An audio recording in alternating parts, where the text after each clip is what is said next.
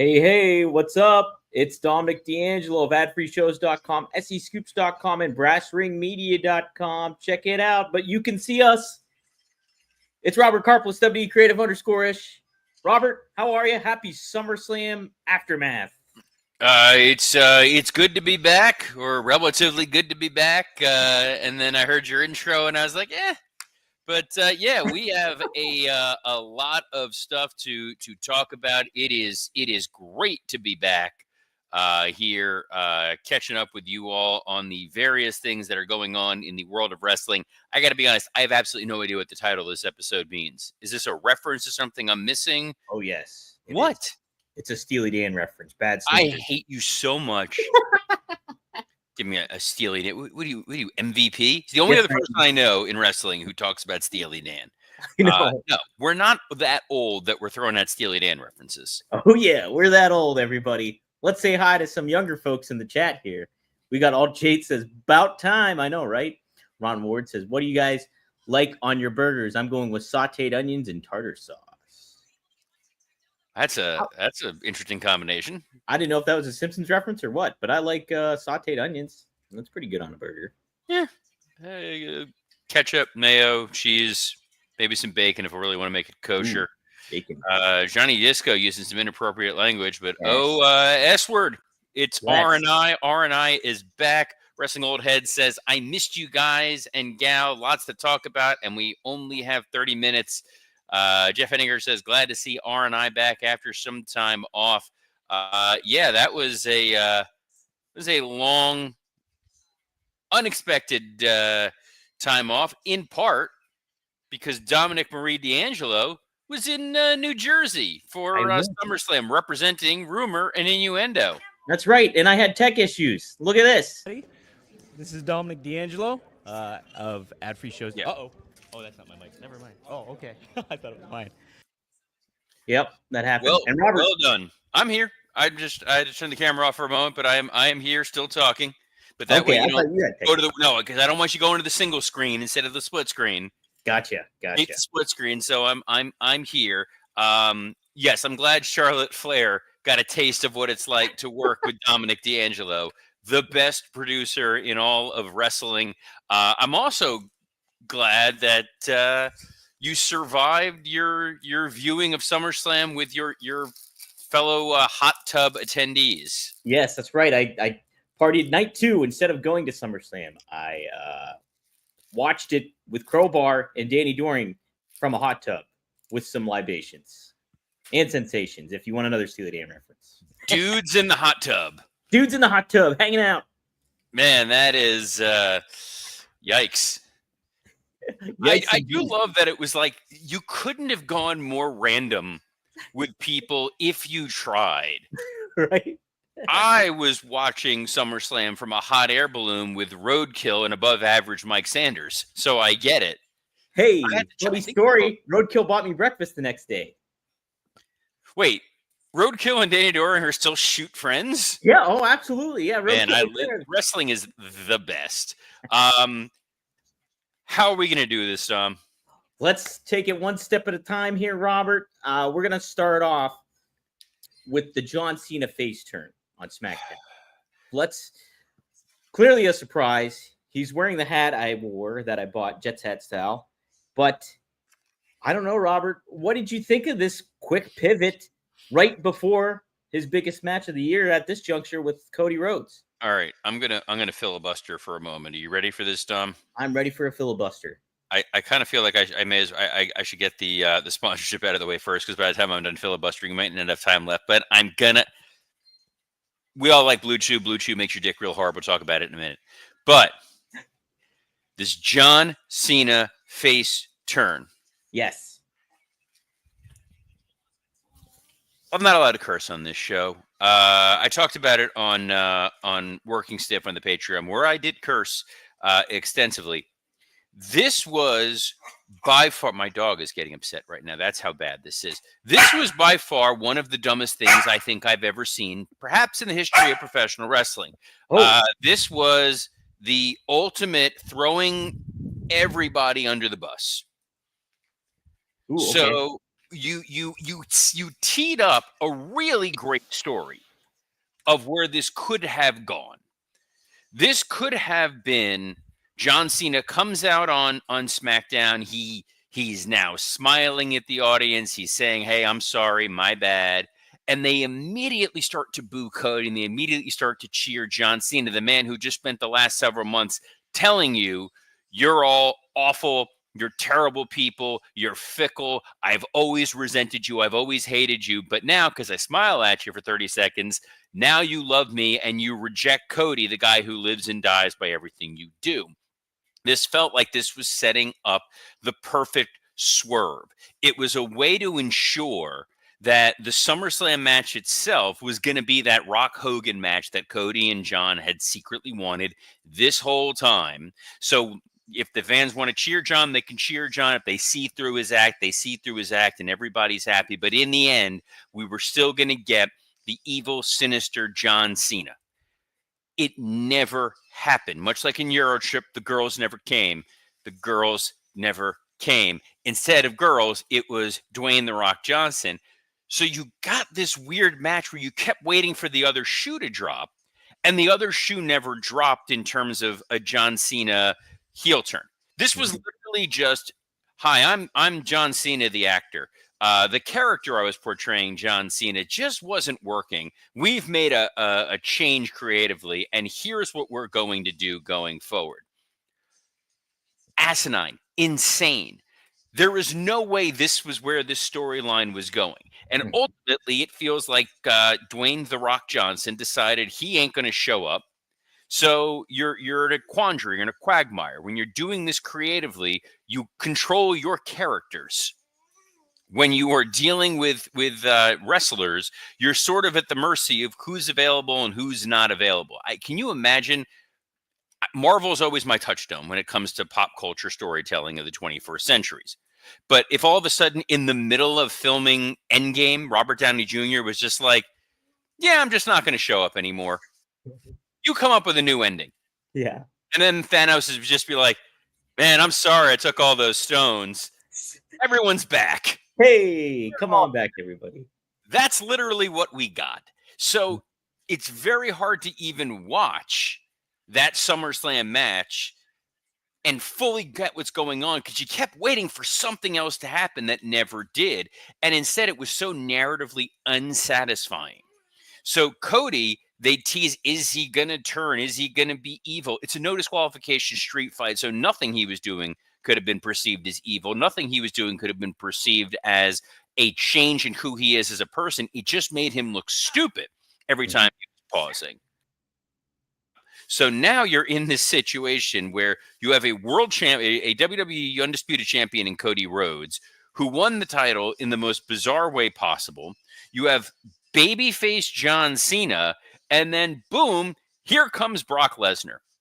What this felt like, kids, and I'm sure we'll see this on an episode of WWE Unreal, brought to you by Mike's Hard Lemonade and the ghost of Hulk Hogan beer, which they still advertised on Raw, by the way, is they sat John down and they go, "Hey, John, who do you want your last match to be? Because you've already faced Cody twice, ain't going to happen again. You've already faced Randy. You've already faced Punk.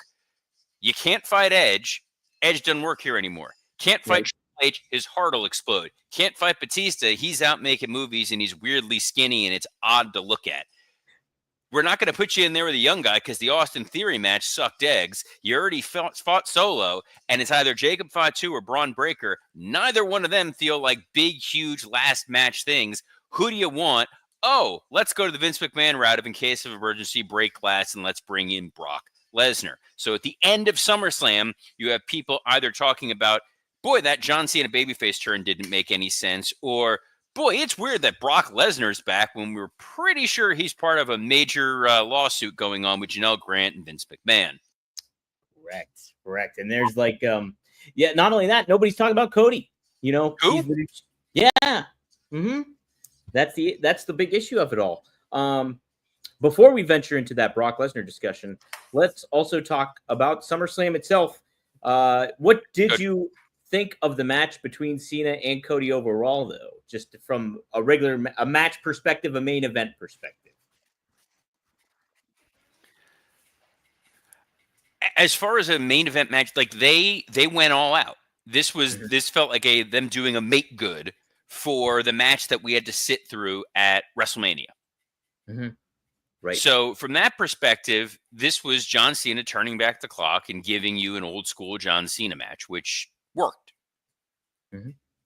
Yeah, it did. I liked it a lot. But yeah, the face turn definitely shoehorned in. Definitely had to pivot. We'll talk a little bit more about that on future episodes, I think, since we got so much to cover. But also, big story coming out of this, which we'll touch upon with Raw as well. Seth Rollins cashing in after CM Punk defeats Gunther in the main event of night one. What did you think of that outcome and where it's leading to? This is the other thing that I could not understand, didn't like it. The way that we got to where this is, which is if you want it. So again, narratively speaking, hold on, the dog wants to be a part of this. Here you go, bud. You can hang out.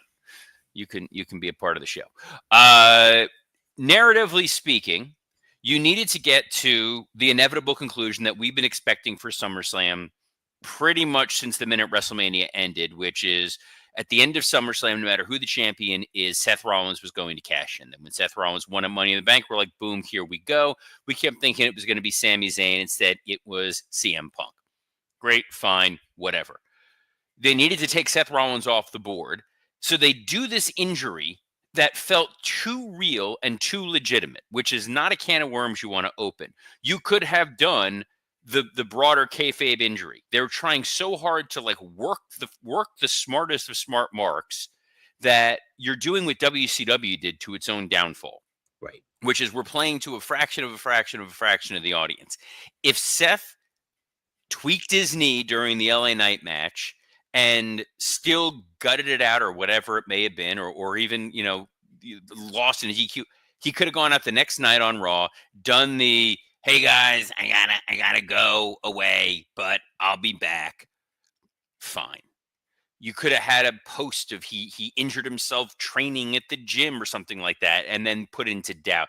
But the fact that they did it in such a way that it felt legitimate, it didn't help anybody. And now you've called everything into question around when someone truly does get hurt of whether or not we should be taking it seriously. It's like when they started overusing the X. Right. And it was like, well, it's not helping anybody. It's not making the show any better in order to get this surprise at the end that we all kind of knew was going to happen anyway. So we got where they needed to go narratively. I just don't like the path that they took. I thought Gunther, who was legitimately injured going into that match at SummerSlam, gutted it out nicely. Punk did his best to turn back the clock for a dude who's in his mid-40s who probably would have gotten that Steely Dan reference. Yeah. And now we have Seth Rollins as world champion. Here we are. Here we are indeed.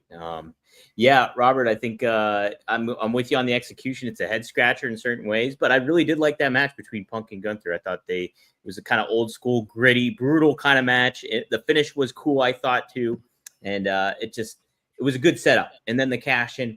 I just don't know necessarily how I feel about Seth as champ right now and right here. It just seems a little funky for me. But let's talk about. Well, if Gunther was going to be out, so be it. And I think that you do have places to go. You needed Seth to be champion. You needed what happened at the end of WrestleMania to have long-standing repercussions, and it needed to be a successful endeavor for Seth. You needed to make it seem as though the consequential ending of WrestleMania Night 1 has single-handedly changed the landscape of the WWE. You've created the Vision, which is a weird name for a faction, but here it is. When they get caught smoking weed, they'll have blamed the glaucoma, so they'll be okay. But basically, you're now in this situation where Rollins has LA Knight to deal with. He has CM Punk to deal with in the immediacy.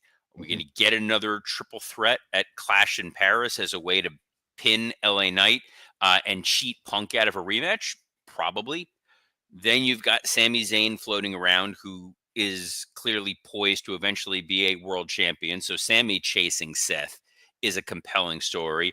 Roman Reigns getting taken out at the end of Raw feels like he's taken a vacation until Survivor Series when it's War Games. and you got the three guys of the Vision, and maybe they partner up with Solo and tallest Tonga, regular sized Tonga, and they can take on Punk and LA Knight and Roman Reigns and Jey Uso and Jacob Fatu and whoever else. Yes. And that gets you through the rest of the year. Yep. Yeah. I guess it does set some things up. I think there was just more intrigue in Seth actually being away, but he wasn't. So I guess that's the short of the matter there. Let's talk about any other big takeaways minus the Brock aspect of SummerSlam you want to touch upon before we go on. Women's triple threat match over-delivered as it always does. Mm-hmm. Naomi having her dad play her out, I thought was really, really cool. It was a nice beat.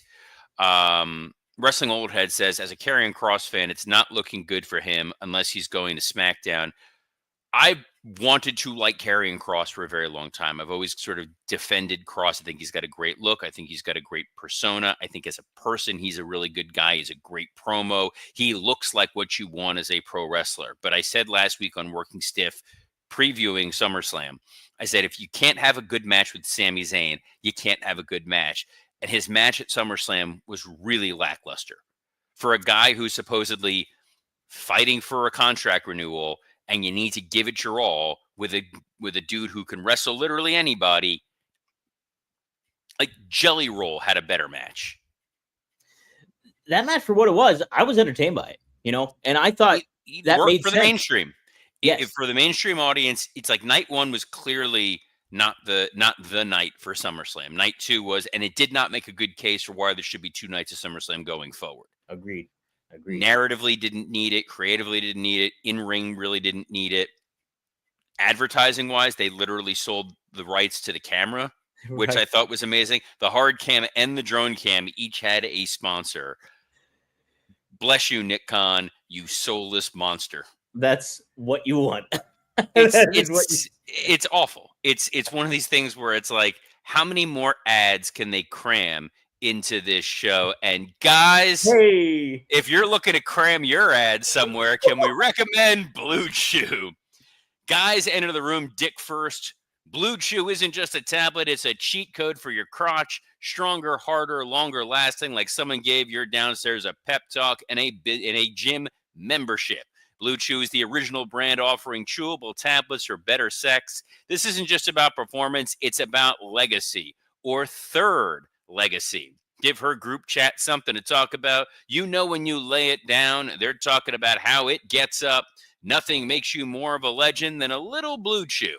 Discover your options at BlueChew.com. We've got a special deal for our listeners. As always, get your first month of Blue Chew free. Just use promo code RUMOR at checkout. Pay $5 shipping. That's it. Blue Chew's mission is to upgrade humanity one thrust at a time. Head to BlueChew.com for more details and important safety information. And we thank Blue Chew for sponsoring this episode of Rumor and Innuendo. Yes, Robert. Thank you, Blue Chew. I'm not going to transition into the next topic because it doesn't align with that one really well. I will talk about first, real quick, Robert. Reports came out, and I could confirm, obviously, that WWE's doing away with the press conferences. We didn't have them this past either night. Yeah, and, well, that helps when you're ending your show with Brock Lesnar. Like that is if anything, they should have done the press conference with Brock. Oh my! And do I want to see Brock Lesnar throw Sean Ross Sapp off of a building? Probably. It'd be kind of fun. He F5s Alvarez through glass. I don't know. Oh yeah. There's no benefit to doing the press conference. Mm-mm. Nothing good comes out of a press conference. Wrestling journalists aren't, with all due respect to Dom, are not journalists. You're not there from, the Washington Post a lot of the time. You're from, I got a website and I'm going to ask you a question, and either it's going to be a marky question or it's going to be a, man, I really want to get clicks kind of question. Right.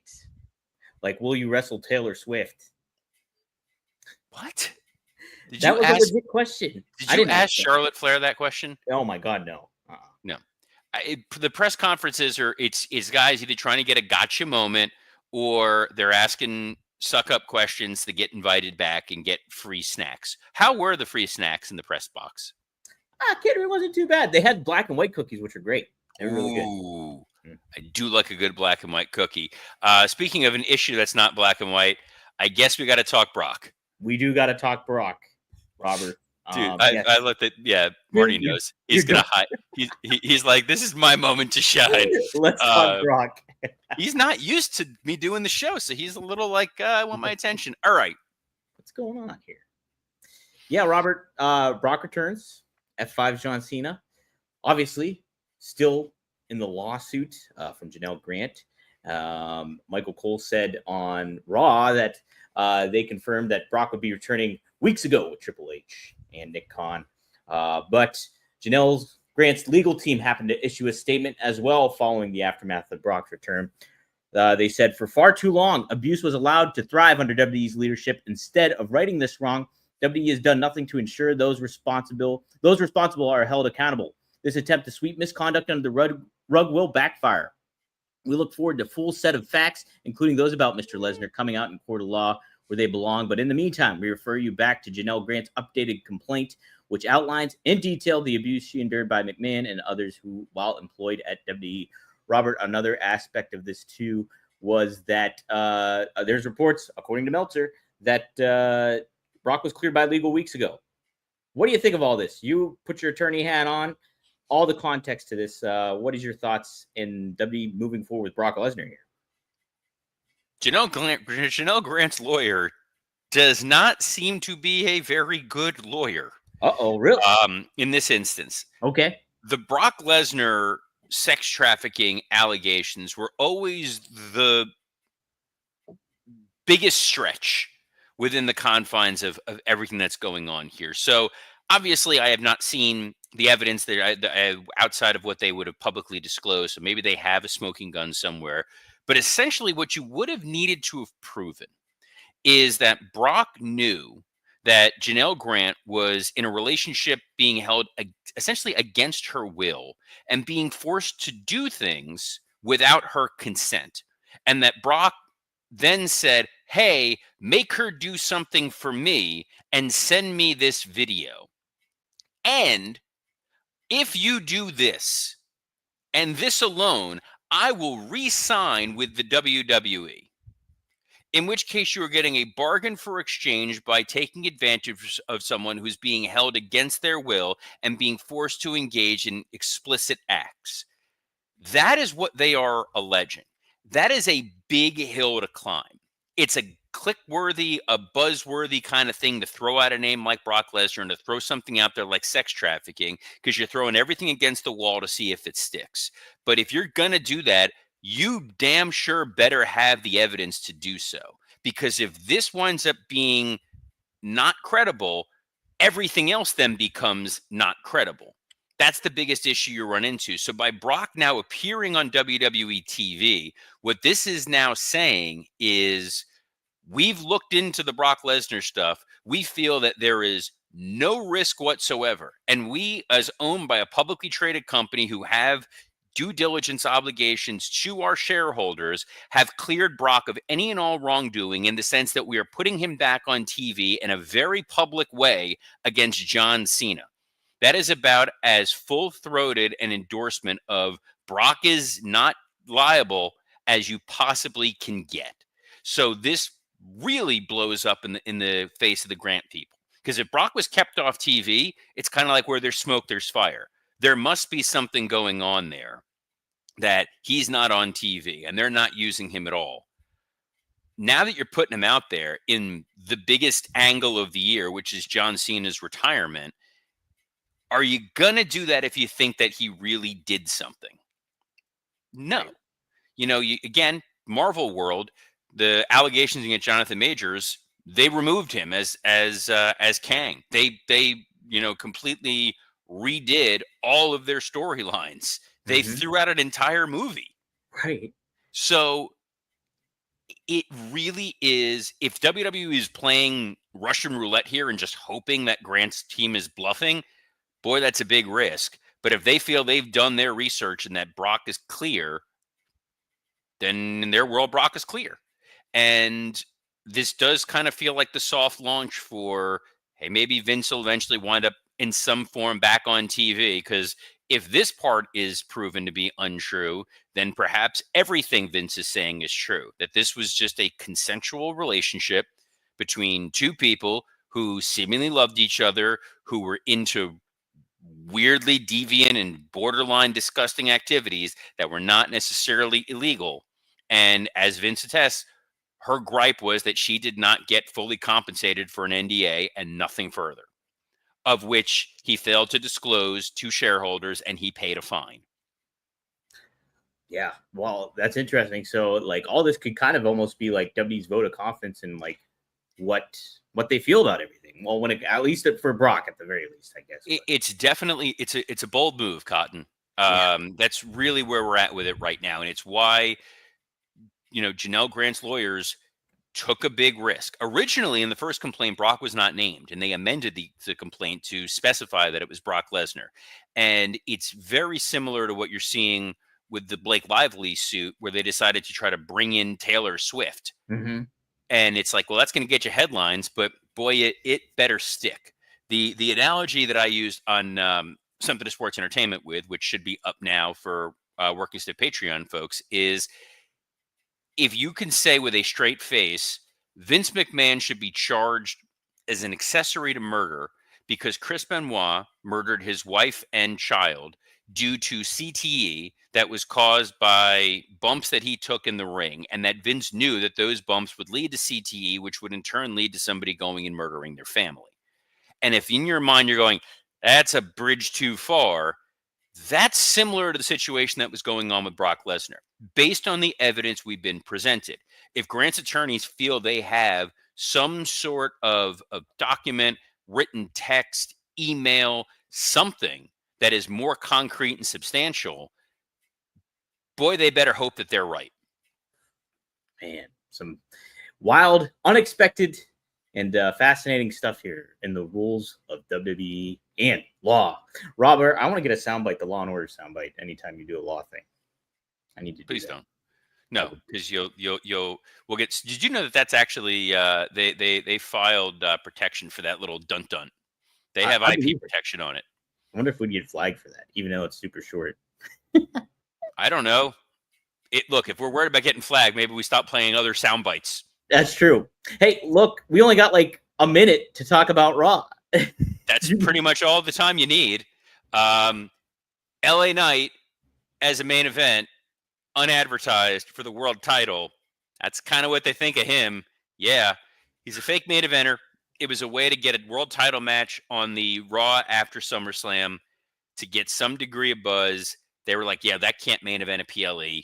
Let's just get it out of the way right now to get to what feels like probably a triple threat in Paris. They brought Roman back to write him off TV because Roman's like, I ain't going to Quebec next week.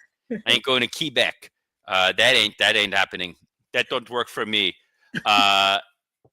They did a rematch with Charlotte and Alexa defending the tag titles against Judgment Day to get that out of the way, give them a nice little win. Don't hate that. A lot of throwaway matches on the show because they just had a very long weekend. They did. The Becky stuff was great. I like the Becky-Nikki stuff. Becky-Nikki stuff was great until you realize that means we're getting Becky Lynch versus Nikki Bella. I'm kind of okay with it. I'm okay with it. No. The only thing I was okay with was Xavier Woods' fantastic hat. My goodness. Not since Malibu Stacy has a hat single-handedly reshaped society.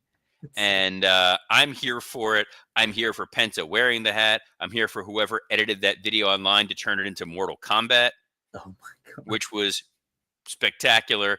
And what's spectacular is after an odd week last week of Dom being out in Jersey and all kinds of other stuff, we are back here, and we will be here every day, Monday through Friday at noon Eastern on a plethora of platforms at noon Eastern.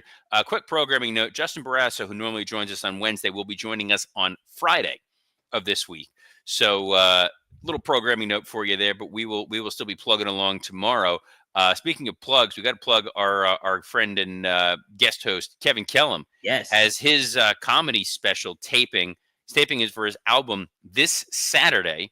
Mm-hmm. You can get those tickets at kevinkellum.com or on his social media or on my social media where I plugged it. Dom, we should probably reach out to Kevin, have him pop on, do a little guest spot maybe tomorrow Tomorrow, since Thursday. Let's get him on. Yeah. Let's make it definitely- happen. You can make it happen by tuning in every Monday through Friday at noon Eastern on a plethora of platforms, including the WW Creative _ISH X account, the at Dominic D'Angelo X account, the at SE Scoops X account, and on YouTube on Rumor and Innuendo and ad-free shows. Man, it's good to be back. Man, it's good to be here. And man, it's good to see the most beautiful shirt based on whatever the writing is. I don't know. Oh, it's a Bobby Eaton shirt. Bobby Eaton, baby. That's great shirt. On behalf of Mr. Dominic D'Angelo, I'm Robert Karflis. Best of luck in your future endeavors. Yes. Steely Dan references aplenty.